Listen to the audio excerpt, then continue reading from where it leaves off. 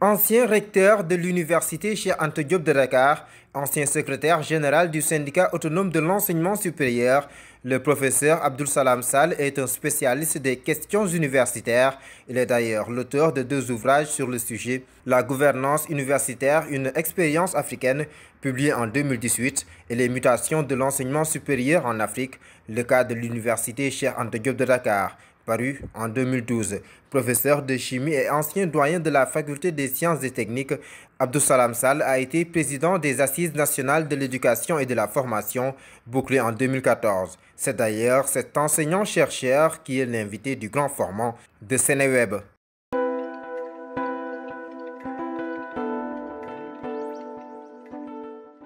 Le véritable problème, c'est que représente l'enseignement supérieur dans nos sociétés. Il faut savoir que dans sa forme actuelle, l'enseignement supérieur est un greffon de la colonisation. Est-ce que nous l'avons suffisamment bien internalisé pour que ça serve nos pays? Là où ça a une efficacité, comment ça se comporte? Comment on traite les choses? Il est apparu que beaucoup de pays ont changé de statut grâce à l'apport de la science, de la technologie, donc globalement de l'enseignement supérieur. Comment ça a procédé? Quelles sont les alliances qui s'y forment pour autoriser cela? Quelles sont les règles qui régissent cela? Nous, après 50 ans d'indépendance, est-ce que l'enseignement supérieur est au cœur de l'ensemble des processus? Quelles sont les attentes des uns et des autres? Si c'est une structure extrêmement importante, si c'est une structure prégnante pour la société, qui doit gouverner cela? Partout où c'est important dans le monde, ce n'est pas une seule structure, une seule corporation qui dirige cela. C'est une alliance qui dirige cela. C'est la raison pour laquelle, quand le CODESRIA m'a sollicité pour écrire mon histoire parmi tant d'autres Africains, j'ai négocié avec le CODESRIA pour écrire sur la gouvernance universitaire. Parce qu'il importe qu'on comprenne qu'est-ce que c'est que l'enseignement supérieur, comment ça procède, comment y tirer profit. Et c'est très très complexe, très très large. Mais une fois qu'on comprend bien comment ça procède, on pourra en bénéficier pour pas une personne, comme c'est le cas aujourd'hui, où des talents ont des diplômes et gravissent des échelons, mais pour toute la communauté, pour une masse critique de compétences pour permettre à l'Afrique d'aller de l'avant.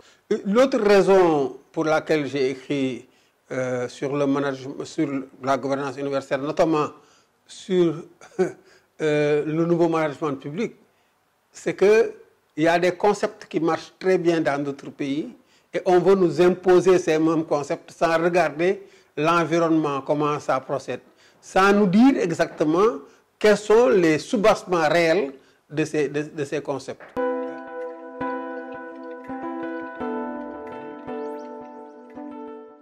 Si on n'a pas une structure ouverte, c'est que c'est en déliquescence.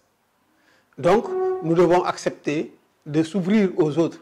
Dès l'instant qu'on nous dit que ce sont les résultats et les produits qui permettent à la société d'avancer, il faut permettre à la société de venir gérer aussi l'université et regarder où elle met ses billes et contrôler. D'ailleurs, ça nous permet de parler du management public qui veut que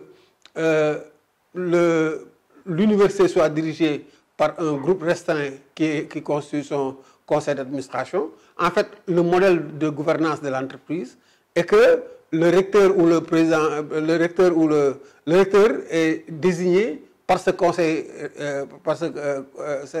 ce conseil d'administration, et le recteur désigne ses collaborateurs. Donc ça a un gros problème, c'est que nous, à l'université, on ne fonctionne pas comme ça. Il faut de la démocratie.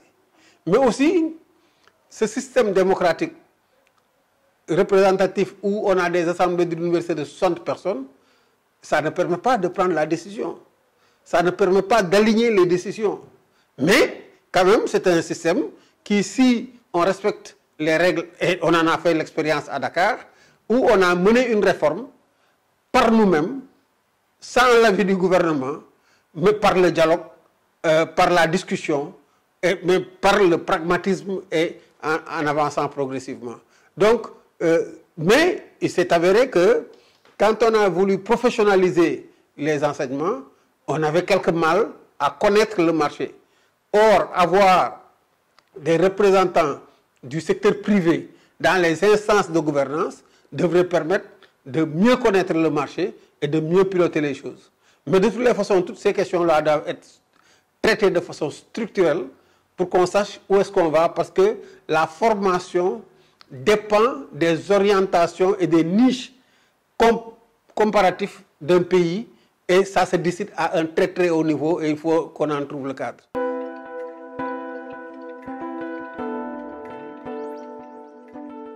Sur le financement, il s'est avéré que maintenant on ne peut plus se contenter que des fonds publics.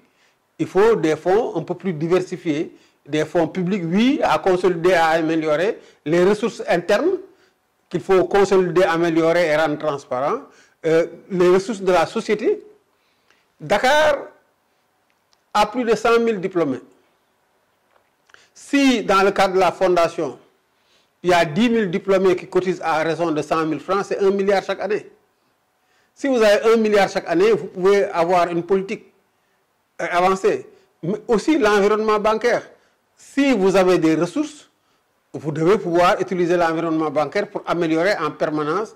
Dakar a pris 3 crédits pour améliorer son environnement de travail. Et c'est l'ensemble de ces éléments qui permettent à la société d'avancer. Et il est clair que ce ne sont pas seulement les académiques qui devront traiter cela, mais c'est toute la société qui devra traiter cela.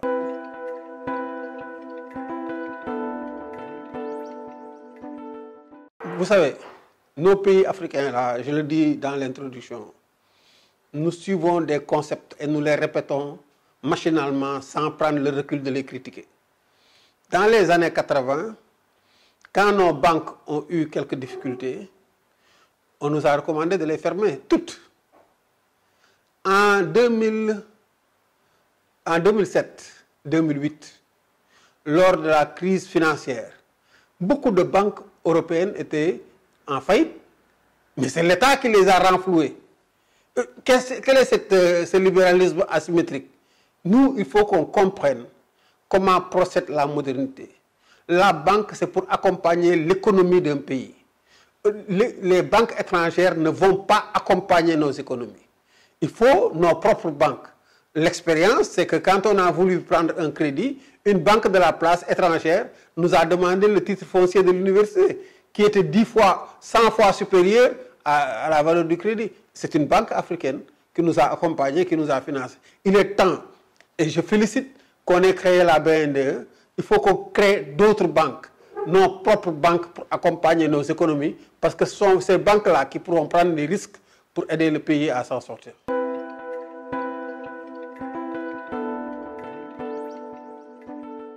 Il y a un ordre établi depuis la Deuxième Guerre mondiale des pays riches, des pays pauvres. Les pays pauvres, les pays riches s'organisent pour garder leurs avantages comparatifs. Et nous, c'est à nous de déconstruire le modèle et de trouver notre chemin. Donc, c'est un constat. Les grandes firmes internationales travaillent avec les universités de leur pays. Si elles ne créent pas leurs propres universités à l'interne. Donc, c'est à nous, dans les capacités de négociation. En Chine, pour y investir, c'est de transférer la technologie. Mais comment voulez-vous que nos micro-États aient ces conditionnalités de la Chine? Ce n'est pas possible. Il faut que l'Afrique parle d'une seule voix. Si l'Afrique ne réussit pas le transfert de technologie, l'Afrique ne pourra pas être compétitive au niveau mondial. Donc il faut qu'on fixe les règles, il faut qu'on dissémine le savoir, il faut qu'on crée des masses critiques de compétences dans l'ensemble des domaines. Et donc, arrêter de former 1 ou 2 talents et sans satisfaire. Oui, ils sont partout dans le monde, ils sont talentueux, mais on n'a pas encore la taille critique de compétences que nous souhaitons pour faire avancer les choses.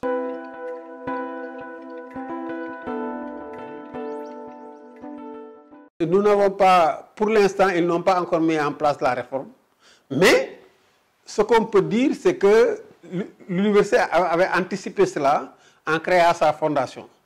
Et dans la fondation, sur les 13 membres du conseil d'administration et de fondation, les 11 étaient de l'extérieur. Et les gens arrivent tant bien que mal à travailler un peu, mais il faut se rendre compte aussi que notre tissu économique est encore faible. Il faut se rendre compte aussi que beaucoup d'entrepreneurs dans le tissu économique sont de l'informel. Je ne dirais pas qu'ils n'ont pas été formés. Si, ils sont formés à l'école coranique. Mais ce ne sont pas nos propres produits.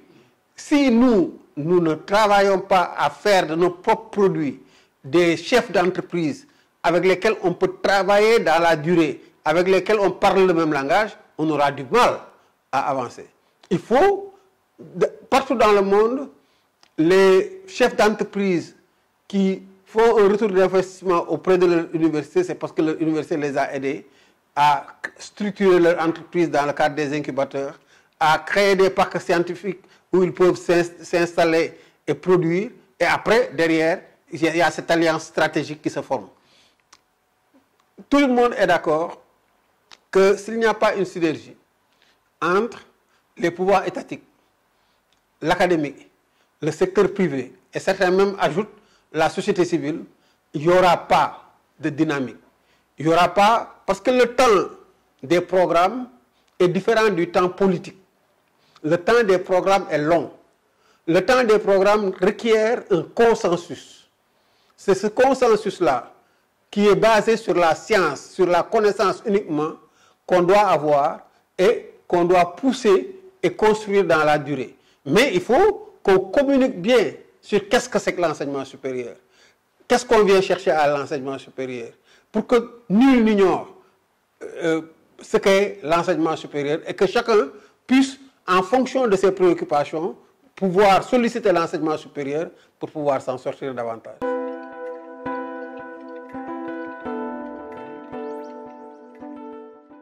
Non, c'est-à-dire que si vous parlez du problème de la recherche, c'est plus important que ça. C'est plus grave que ça. Hein? Le budget, je le dis dans l'ouvrage, de la National Science Foundation en 2014 était de 1750 milliards de dollars américains. Et ce n'était que 20% de l'effort de recherche fédéral. Si vous regardez la cartographie du financement de la recherche en Afrique, c'est supporté à presque 90% par les pays partenaires. Il n'est pas possible de compétir avec quelqu'un qui t'aide. L'Afrique devra avoir sa propre stratégie pour la recherche. Nous ne nous sommes pas tenus au constat. Après avoir présenté comment l'UCAD a structuré sa recherche en termes de gouvernance, en termes de structuration transdisciplinaire, voire pluridisciplinaire, en termes d'amélioration de l'environnement de recherche, en termes de droit de propriété intellectuelle et de valorisation, nous avons pensé qu'il y a quelque chose qui manque au niveau des systèmes africains. C'est les fonds compétitifs. Pourquoi les universités américaines cherchent à recruter les meilleurs enseignants possibles, les meilleurs chercheurs en fait possibles? C'est parce que ce sont ces chercheurs-là qui vont se battre pour avoir les fonds compétitifs, qui sont des ressources publiques et qui améliorent l'environnement de travail. Ces fonds compétitifs, avec les overheads, font que nos collègues se consacrent essentiellement à la recherche et non à l'enseignement. Ici, la charge en termes d'enseignement, elle est trop prégnante. Ça laisse très peu de temps au niveau de la recherche. Et donc, on n'a pas les ressources pour faire la recherche. Si en Afrique, on crée la Fondation africaine pour la recherche, l'innovation et la mobilité, financée par 3 sources, 2 à 5% du produit de la vente des ressources naturelles d'Afrique, 1% du produit de la taxation de la téléphonie, 1% de l'industrie qui se crée parce qu'il faudra industrialiser l'Afrique, et que l'on crée une fondation au niveau des États, gouvernée par les académiques, le secteur public, le secteur privé et la société civile. Cette même structure rectale, qu'on retrouve ça au niveau de des communautés économiques africaines, les 5 communautés économiques, et au niveau continental, et que la clé de répartition, chaque fois qu'un État participe à cette farine, est 50% des ressources captées par l'État, les 30% allant au niveau de la communauté économique et les 20% au niveau de l'Union africaine. En moins de 15 ans, 20 ans, l'Afrique va rattraper son retard. Parce que on a ajouté mobilité pour tenir compte de la diaspora africaine, pour faire revenir de façon structurée et de façon organisée l'intelligence en Afrique. Et de profiter du passeport africain pour donner à tous les cadres de haut niveau ce passeport pour qu'ils puissent se mouvoir partout sur le continent africain. Il faut qu'on ait cette vision de l'Afrique une. Il y a plus d'argent en Afrique qu'en Inde, sauf qu'en Inde, il n'y a qu'une seule banque centrale. Ici, il y en a N. Il faut qu'on pense par nous-mêmes, qu'on crée nos propres outils pour pouvoir avancer. Sinon, on sera un marché pour les autres et les autres vont produire et nous allons consommer.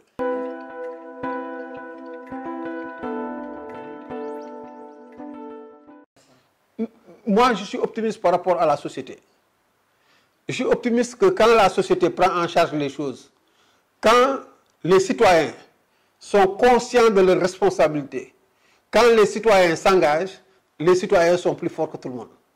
Donc, il faut conscientiser. Si vous regardez tout simplement les alternances au Sénégal, ce n'est pas le fait des partis politiques. C'est le fait de l'élévation du niveau culturel global. Donc, une masse critique de compétences qui se crée de plus en plus. Dans 10 ans, 20 ans, il y aura encore beaucoup plus de jeunes très très bien formés qui viendront de partout au monde, y compris du Sénégal, et qui vont être là. Et ceux-là vont transformer les choses. Mais chacun saura que tout dépend de lui-même, pas des autres. Que lui aussi, il doit apporter son concours. Quand on y croit, et c'est ça la force des États-Unis. Chaque jeune Américain pense qu'il peut transformer le monde. Il faut que les jeunes Africains, dans leur imaginaire, se disent qu'ils peuvent tout changer, qu'ils peuvent tout transformer. Mais il faut qu'on crée les leviers par lesquels ils peuvent s'appuyer pour faire avancer les choses.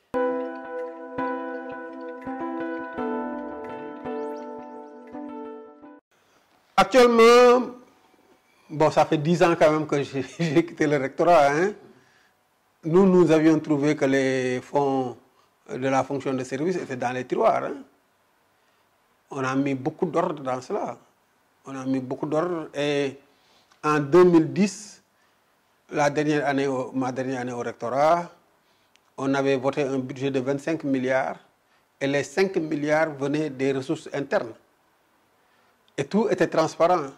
Et tout le monde rendait compte. Malheureusement, on fixe des règles et quand le leader part, beaucoup de choses changent. Mais globalement, je pense qu'aujourd'hui, en tout cas, l'organisation que j'ai vue par la suite sur la gestion des finances, c'est beaucoup amélioré, c'est beaucoup décentralisé. Hein, mais je ne vois plus les comptes rendus. Or, c'était les comptes rendus qui étaient importants pour voir combien on a mobilisé, qu'est-ce qu'on en a fait, quels sont les résultats qu'on a obtenus grâce à cela. Et c'est cette tension-là qui faisait avancer les choses. Bon,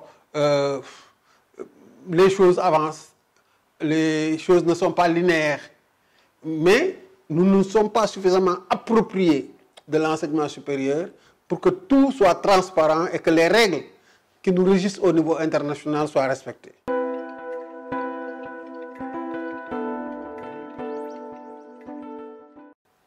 Si je prends l'université de Virginia Tech, qui n'apparaît même pas dans les classements, son budget est plus important que le budget de l'État du Sénégal. L'université de Virginia Tech a une flotte d'avions pour dire le niveau que requiert l'enseignement supérieur. Pour installer un accélérateur de particules, c'est toute l'Union européenne qui a travaillé ensemble pour mettre en place le CERN. Ici, même pour faire une science à la hauteur de ce que nous savons, nous sommes obligés d'utiliser les plateaux techniques des pays développés. On ne peut pas. Si on utilise les plateaux techniques des pays développés, on va faire des publications au standard. On va avancer au niveau du CAMES. Mais on ne va pas impacter l'économie. On ne va pas traiter de nos problèmes. Si le financement est externe, on va traiter des préoccupations de ceux qui financent. On ne traite pas des préoccupations de ceux qui sont au Sénégal. Donc c'est ça les problématiques. Donc il faut qu'on inverse les choses. C'est la raison pour laquelle on a réorganisé tout le dispositif de recherche. C'est la raison pour laquelle on essaie de se doter d'un centre de mesure qui n'est pas seulement un outil pour les chercheurs et les académiques, mais qui est aussi un outil pour l'amélioration de l'environnement de l'entreprise. Beaucoup de nos produits, quand on les envoie en Europe, on nous dit que ça ne respecte pas telle règle, telle règle. Mais avant de les envoyer, nous pouvons les mesurer et savoir exactement ce qu'il y a là-dedans. Donc les barrières non tarifaires, on pourra les contourner. Donc voilà les problématiques. La modernité a ses exigences. Et il faut qu'on entre là-dedans, qu'on n'ait pas peur, d'autant plus que la science, quand même, nolent volent, a été créée en Afrique. La science a fait le monde, a permis au monde d'avancer. Il est important que maintenant, la science revienne en Afrique et qu'on l'utilise pour aider l'Afrique aussi à s'en sortir.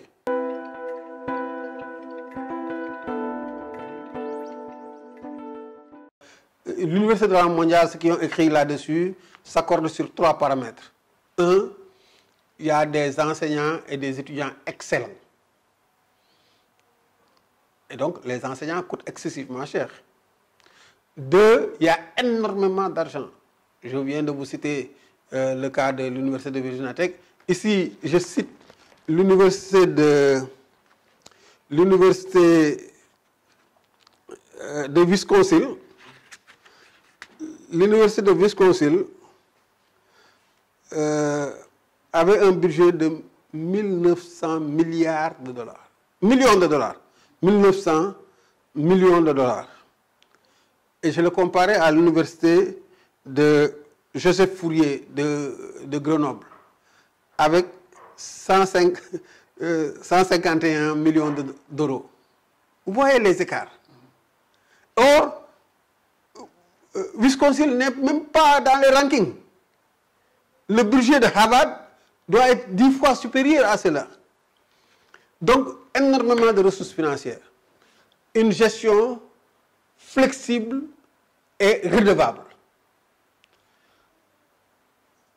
C'est difficile de l'avoir.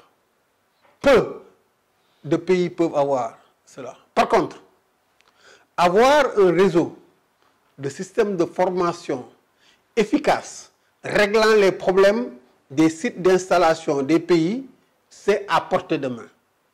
Ça requiert moins d'argent, moins de technicité et c'est plus efficace pour la société. Et ces universités de rang mondial, assez souvent, il y en a qu'on veut créer ex nihilo tout de suite, mais ça demande trop d'argent. On n'a pas cet argent.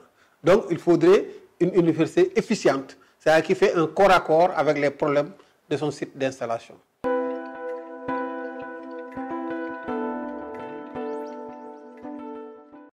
J'ai traité du leadership dans l'ouvrage, hein. Ce n'était pas prévu. Ce n'était pas prévu que je parle du leadership. Mais quand la résultante des forces ne crée pas une dynamique, on a besoin de leaders.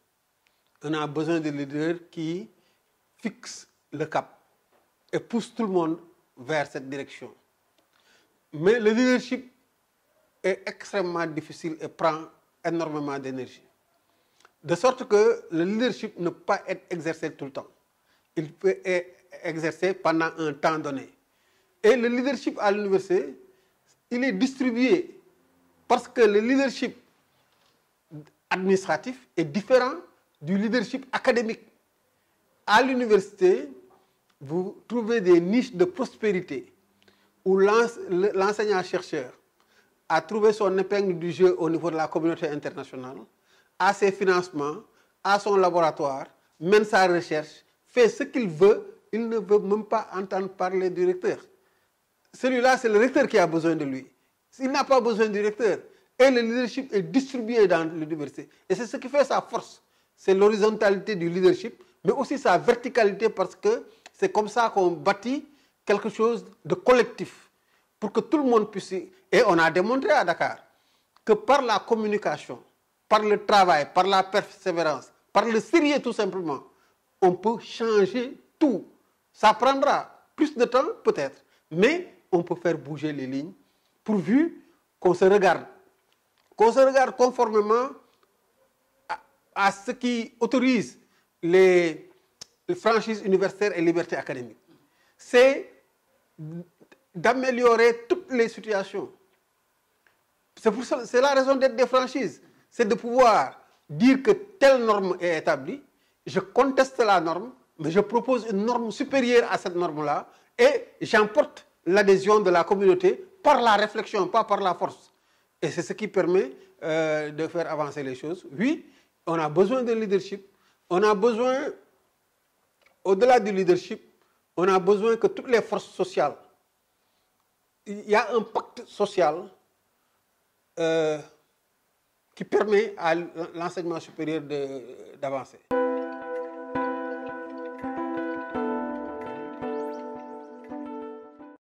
On critique beaucoup le système de crédit aux États-Unis. Mais tout récemment, il y a une université américaine, noire américaine, où un milliardaire, à la cérémonie de sortie, a épongé l'ensemble des dettes de la promotion. Mais les gens ne savent pas aussi que malgré le dispositif de crédit, si on accepte d'aller dans des zones défavorisées, on ne rembourse pas son crédit. Donc il y a une politique pour qu'il y ait plus d'équité, pour qu'il y ait plus de co-développement. Ici, qu'est-ce qui se passe? Les meilleurs talents, on les envoie à l'intérieur du pays, notamment quand ils sont des enseignants. Au bout de 3-4 ans, ils reviennent sur la côte. Et on laisse l'arrière-pays en friche. Donc il faudrait qu'on ait des règles qui nous permettent comme ça de jouer et de distribuer l'intelligence partout au niveau du Sénégal.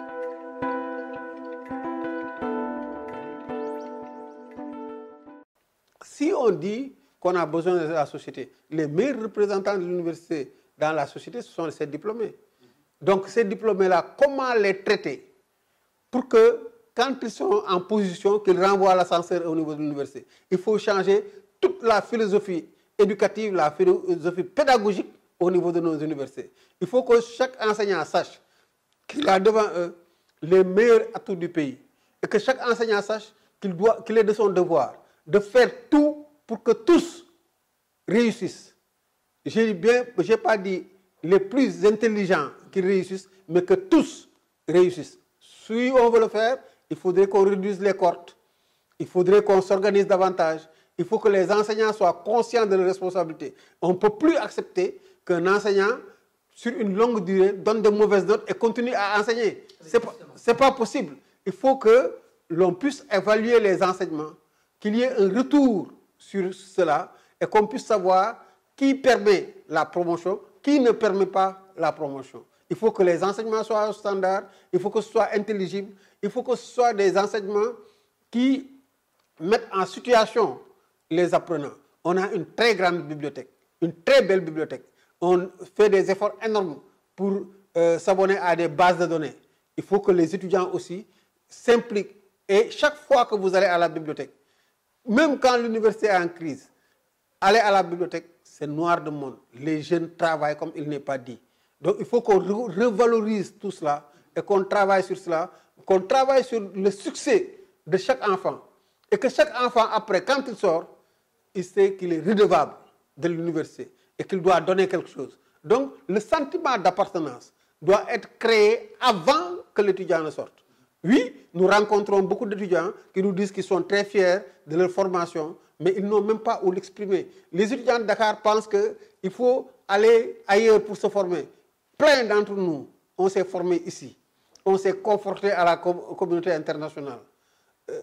Et on n'a pas à baisser les yeux devant eux. Maintenant, il faut qu'on renforce tout cela. Il faut qu'on stabilise tout cela. C'est le temps de travail qui est important. Depuis étudiant, je ne cesse de dire que le temps de travail, s'il est court, on élimine beaucoup de gens. Si le temps de travail est long, on peut récupérer beaucoup de gens. Donc, il faut qu'on travaille sur ça et qu'on travaille sur le succès et non sur l'échec. Et qu'on mesure nos capacités de faire avancer. De toutes les façons, l'efficience de l'enseignement supérieur se mesure à l'aune des flux de transit internes, des taux de placement des diplômés et de notre capacité à ouvrir le marché.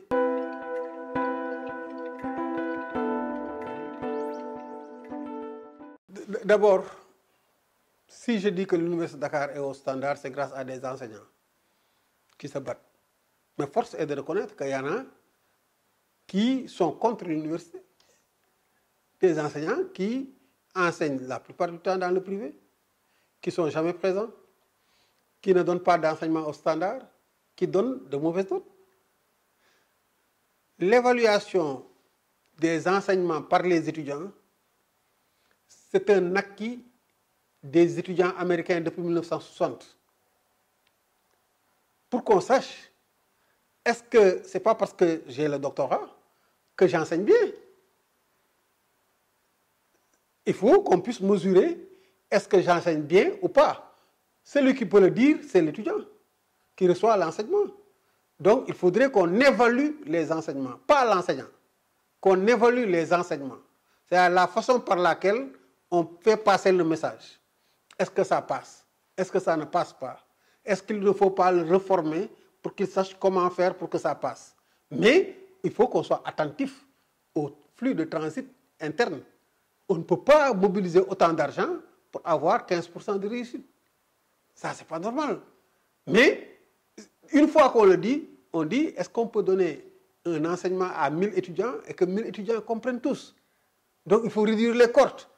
Il faut voir comment redistribuer ces choses-là. Comment on quitte une classe de 50 élèves au lycée et on vient dans un amphi de 5000 places.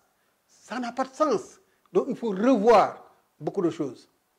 Donc, oui, maintenant, on va beaucoup plus loin. On mesure l'apport de l'étudiant dans son apprentissage. C'est-à-dire que, quels sont, tout en mesurant comment il perçoit les enseignements, comment il perçoit l'environnement d'apprentissage, comment lui-même il mobilise son temps pour se former. Donc les choses évoluent et il ne faut pas qu'on soit figé, il ne faut pas qu'on soit peureux par rapport à ce qui se fait dans le monde. Il faut qu'on soit regardant et qu'on puisse en toute souveraineté décider dans un département que M. X, M. Willan, ça fait 3 ans qu'on vous a donné la formation, ça fait 3 ans que les étudiants ne comprennent pas. Alors à côté, pour M. Diop, les étudiants comprennent, ont de bonnes notes.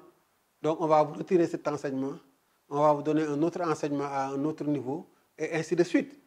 Pour que le système connaisse des résultats probants. On ne peut pas continuer comme ça, où des enseignants ne renouvellent pas leurs enseignements sur une longue durée. Ça, ce n'est pas acceptable. C'est sûr que ça ne va pas créer une crise à l'université? Mais crise ou pas, l'université est en crise perpétuelle. Mieux vaut avoir une crise pour avancer que crise pour reculer.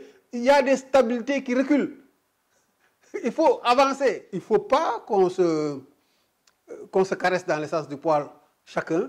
Il faut qu'on soit très très dur les uns vis-à-vis des autres pour l'excellence. Pour l'excellence, pour le travail, pour l'assiduité et pour les valeurs que nous représentons. Nous sommes les modèles des étudiants.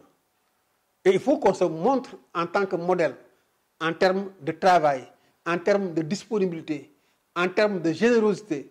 Surtout que nous tous, ici, professeurs africains, qui nous gargarisons de nos titres de professeurs, nous sommes professeurs grâce à l'aide de quelqu'un. Assez souvent, un occidental qui n'avait rien à faire avec notre carrière, mais qui, parce qu'on aimait la science, nous a ouvert les portes, nous a aidés. On doit aider tout le monde à réussir. C'est ça l'enseignement supérieur.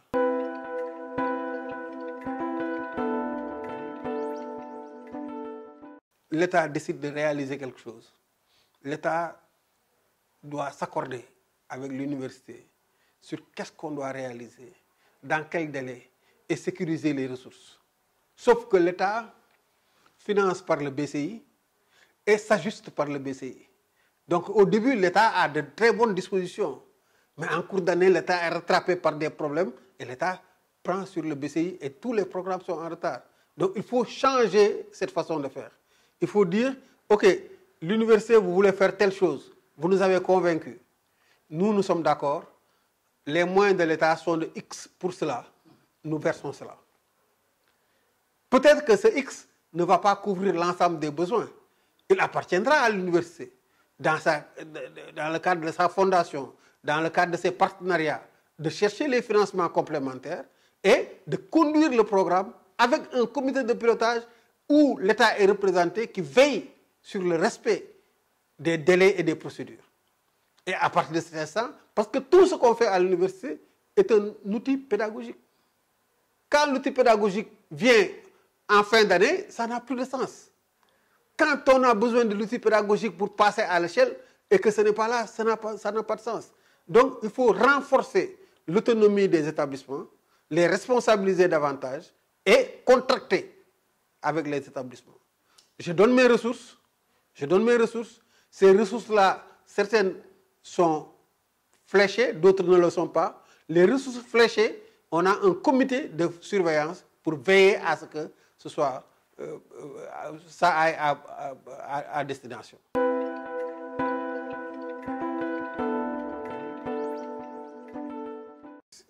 Il faut dire que il est de la responsabilité quand même de l'État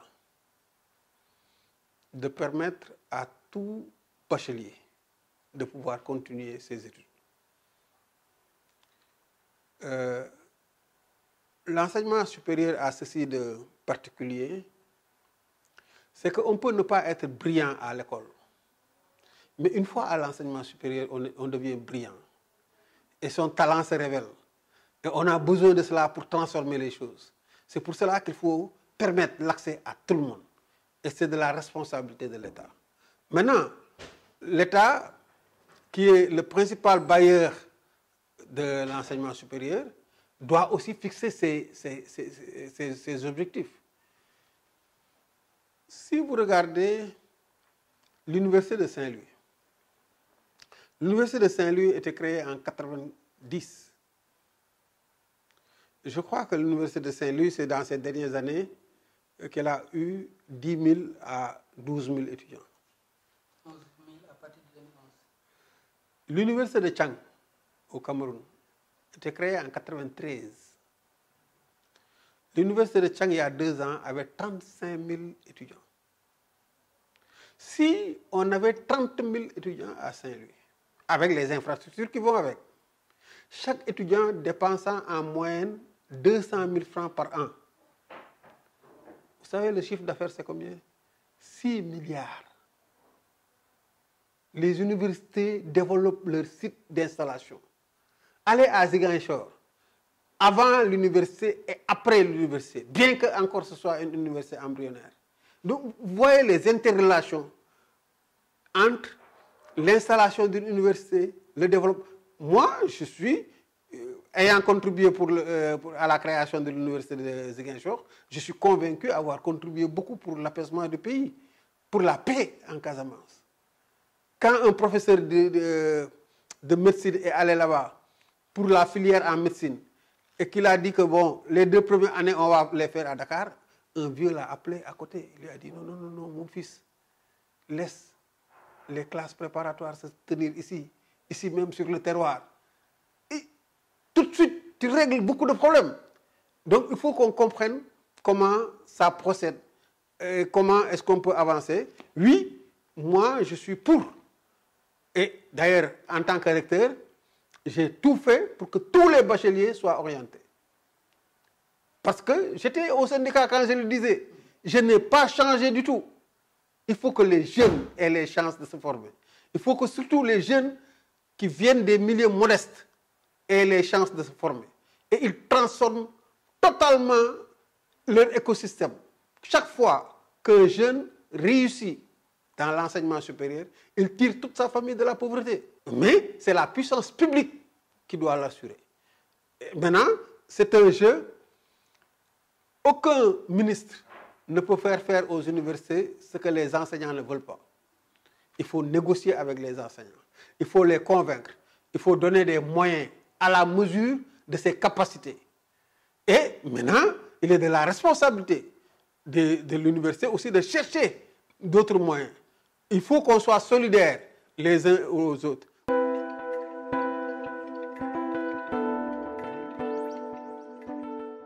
De plus en plus, des pays nous font confiance à cause de la stabilité, mais à cause de la qualité des enseignements. Mais on a une diaspora extraordinaire qui ne demande qu'à venir aider pour participer à la transformation. Travaillons, apaisons les choses, essayons de faire comprendre ce que c'est que l'enseignement supérieur et nous pourrons tirer profit de l'enseignement supérieur. Surtout que dans ce monde-là, dans ce monde où, en Afrique de l'Ouest, tout le monde est presque dans les difficultés. L'îlot de stabilité, c'est encore le Sénégal.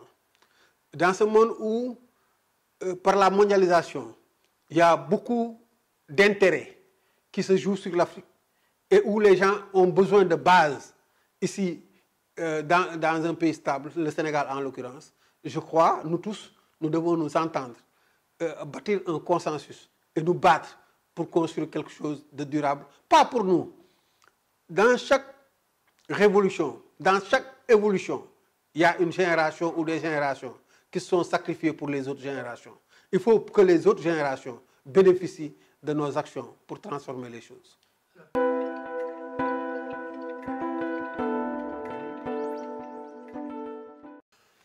Je dois avouer que m'ayant battu et ayant aidé le gouvernement à créer les universités de Ziguinchor, Thiès et Bambey, l'objet, ce n'était pas d'affecter les jeunes dans les secteurs privés. Je n'ai jamais compris cette mesure.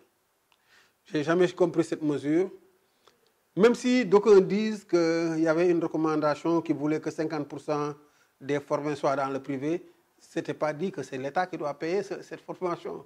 Ça sont les orientations de la Banque mondiale qui ne tiennent pas compte des conditions de pauvreté dans nos pays, qui ne tiennent pas compte du système qu'on doit nécessairement changer pour financer l'enseignement supérieur. Aujourd'hui, je crois, le système de bourse a atteint ses limites. Il faut trouver un autre système qui soit plus équitable, qui soit plus transparent et qui soit plus redevable. Je n'ai jamais compris cette mesure. À l'arrivée, on me dit que l'État a dépassé 52 milliards. 52 milliards, si je veux regarder quels sont les outputs, qui est formé, dans quel domaine, combien sont formés dans les sciences et technologies. Nous sommes dans une économie où c'est la science et la technologie qui transforment les choses. Quel est le pourcentage de ces 52 milliards qui est formé dans les sciences et technologies? Encore de l'informatique, mais l'informatique à un certain niveau, est-ce que les gens en ont la capacité? Ici, à la faculté des sciences, pour avoir une filière en informatique, on a dû investir sur au moins 15 à 20 années pour avoir des professeurs en informatique. Ici, on a des professeurs du CAMES en informatique. Maintenant, est-ce que c'est une bonne chose que nous, enseignants du public, qu'on fasse tourner le privé? Est-ce qu'il ne devrait pas y avoir des règles pour aider à l'emploi de certains jeunes Sénégalais? Mais nous avons besoin d'un enseignement privé fort, autonome, parce que nous devons être une zone de formation en Afrique de l'Ouest pour tirer le maximum de profit. Mais affecter nos propres étudiants dans le privé et dire que c'est à la charge de l'État, moi, je n'ai jamais compris cette mesure.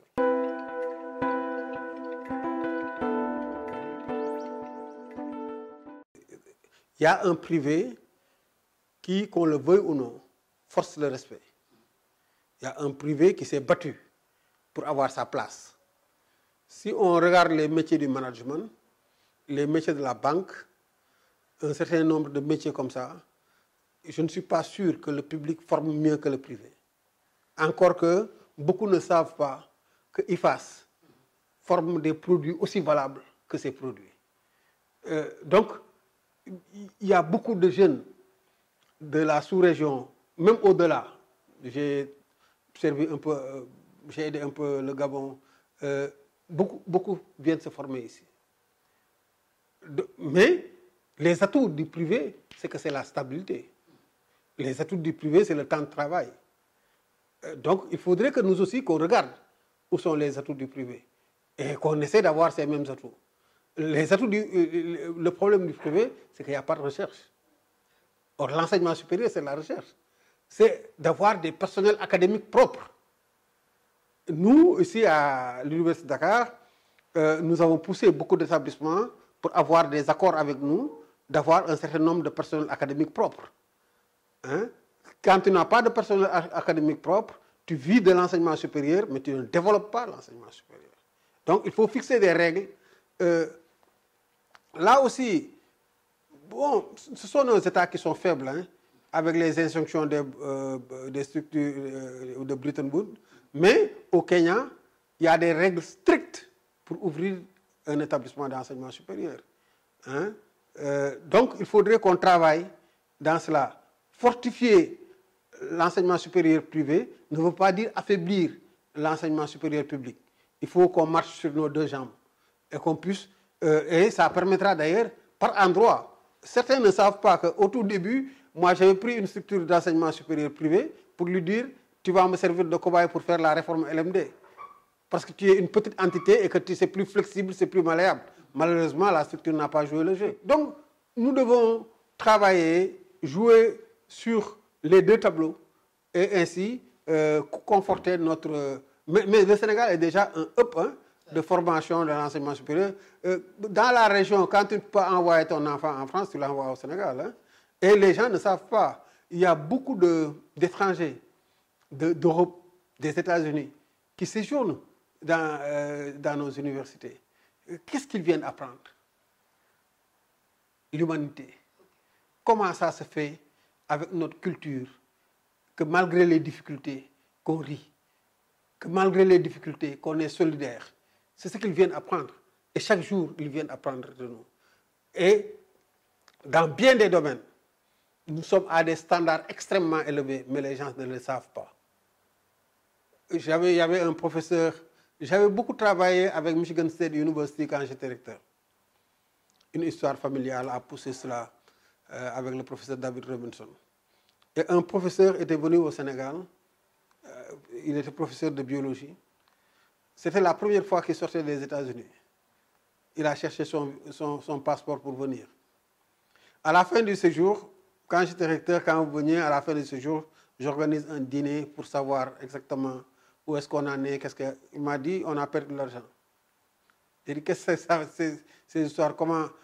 il dit non, je me suis déplacé pour rien du tout. Toutes les techniques que je voulais enseigner ici, les collègues les maîtrisent mieux que moi. Je me suis déplacé pour rien du tout. Pour dire à quel point on peut par endroit être au standard. Mais il faut qu'on le dise, il faut qu'on le pratique, il faut qu'on en informe la communauté, que les gens sachent qu'il y en a qui se battent, qui travaillent et qui sont au standard international. Et à partir de cet instant, on va croire en nous-mêmes. Beaucoup d'étudiants, notamment des grandes villes, de Dakar pour ne pas la nommer, s'inscrivent à Dakar par défaut. Or, cette université est en avance sur la plupart des universités françaises. Et sur certains concepts, au niveau de l'entrepreneuriat, etc., on n'a pas les moyens. Mais on avait mis les choses bien avant beaucoup d'universités françaises. Sur la réforme LMD, notre approche, elle a été beaucoup plus structurée que beaucoup d'approches d'universités françaises. Maintenant, ils en sont à leur seconde lecture. Il faut qu'on forme aux valeurs.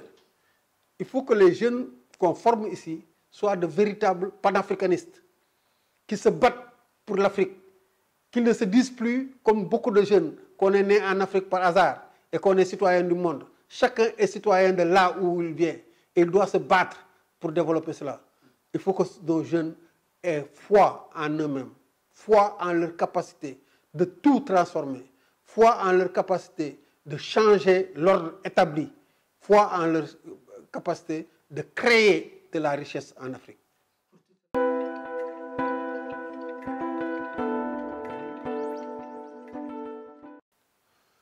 Je viens de finir j'ai été président du comité des experts pour évaluer l'UVS.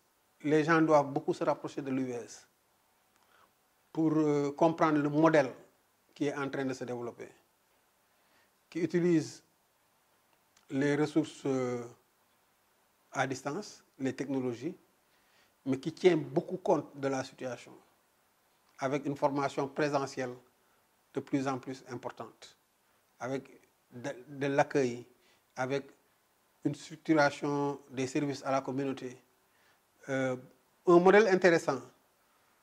Mais je suis d'avis, avec beaucoup dans le monde, que l'enseignement à distance, ce n'est pas pour les primo-entrants.